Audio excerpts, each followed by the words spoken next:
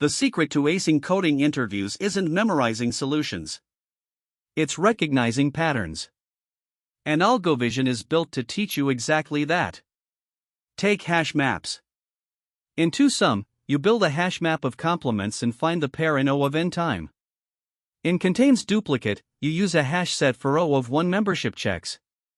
Valid anagram uses a fixed size frequency array. Same underlying pattern, 3 different applications.